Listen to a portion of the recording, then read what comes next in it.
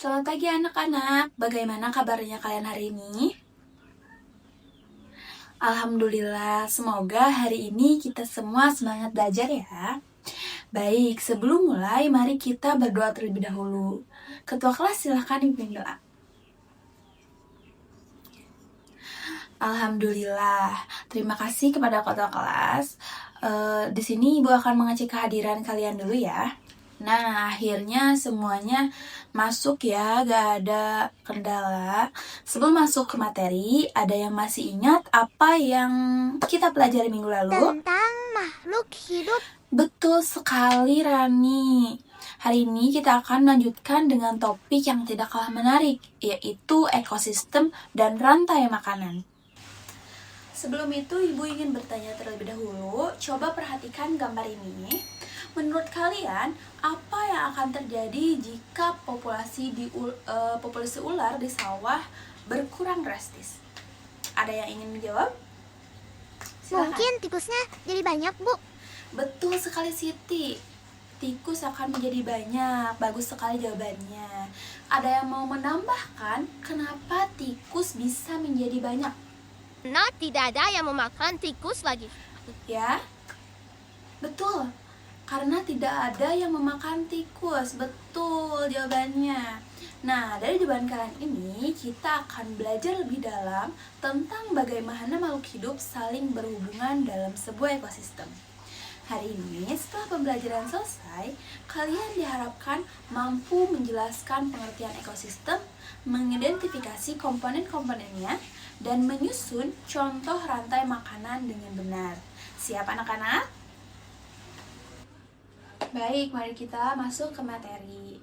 Ekosistem adalah hubungan timbal balik antara makhluk hidup dan lingkungannya di suatu tempat, di mana semua komponennya saling bergantungan. Contohnya ada ekosistem sawah. Komponen ekosistem ada dua, yaitu ada biotik dan abiotik. Biotik adalah makhluk hidup, contohnya tumbuhan, hewan, dan manusia. Sementara abiotik benda tak hidup, contohnya air, tanah, udara, dan cahaya matahari.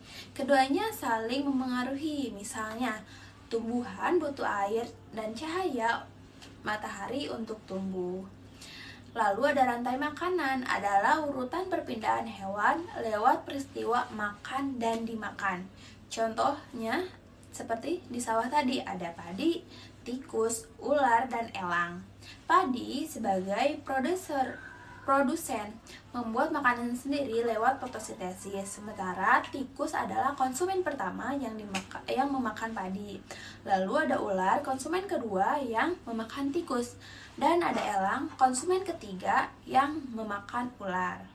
Jika salah satu komponen hilang atau berkurang, misalnya tikus berkurang drastis, keseimbangan ekosistem terganggu, ular kekurangan makanan, sementara padi tumbuh lebih subur. Karena itu, menjaga keseimbangan setiap komponen sangat penting bagi kelangsungan hidup semua makhluk di ekosistem. Coba, siapa yang bisa menyebutkan mana yang berperan sebagai produsen pada contoh tadi? Padi, Bu? Betul sekali, Adit. Padi yang sangat berperan sebagai produsen di contoh tadi. Tepat, kamu memperhatikan dengan baik. Oke anak-anak, sekarang Ibu akan membagi kalian menjadi beberapa kelompok kecil. Masing-masing terdiri dari 4 orang. Silahkan berhitung 1-4. Nah, setiap kelompok akan menerima amplop berisi kartu bergambar makhluk hidup. Tugas kalian adalah menyusun kartu tersebut menjadi sebuah rantai makanan yang benar, lalu tuliskan pada lembar kerja yang sudah dibagikan. Waktu pengerjaan 3 menit ya. Oke, kelompok 1 bagaimana nih? Sudah menemukan produsennya yang benar? Sudah, Bu. Ini rumputnya. Oke, rumput ya. Betul, lanjutkan. Coba fokus dulu kelompok kedua. Silakan kerjakan, jangan ribut ya. Oke, waktu kalian tinggal 1 menit lagi. Silahkan diselesaikan, lalu dipresentasikan hasil diskusinya secara singkat. Baik, waktu habis.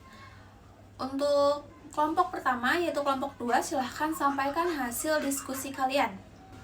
Oke, kerja sama kelompok kalian sangat baik dan jawabannya tepat. Beri tepuk tangan untuk kelompok 2. Anak-anak, waktu belajar kita hampir selesai. Sebelum diakhiri, mari kita simpulkan bersama. Siapa yang bisa menyimpulkan apa itu ekosistem?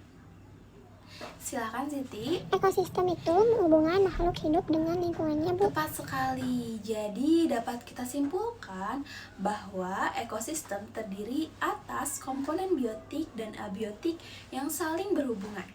Salah satunya melalui peristiwa makan dan dimakan yang disebut rantai makanan, dengan produsen dan konsumen di dalamnya. Sekarang coba angkat jempol kalian. Jempol atas jika kalian hari ini merasa sudah paham materinya. Lalu jempol ke samping jika masih ragu-ragu. Baik. Senang sekali sebagian besar dari kalian sudah paham. Bagi yang masih ragu, jangan khawatir, kita akan bahas lagi sedikit di pertemuan berikutnya. Sebagai tindak lanjut, silahkan kerjakan latihan mengidentifikasi satu contoh rantai makanan di lingkungan sekitar rumah kalian. Lalu tuliskan di buku catatan untuk dikumpulkan di pertemuan berikutnya. Pertemuan selanjutnya kita akan mempelajari jaring-jaring makanan sebagai kelanjutan dari materi hari ini. Oke anak-anak, terima kasih atas perhatiannya dan semangat belajar kalian hari ini. Mari kita tutup pembelajaran dengan berdoa. Ketua kelas silahkan memimpin doa. Selamat siang dan sampai jumpa di pertemuan berikutnya.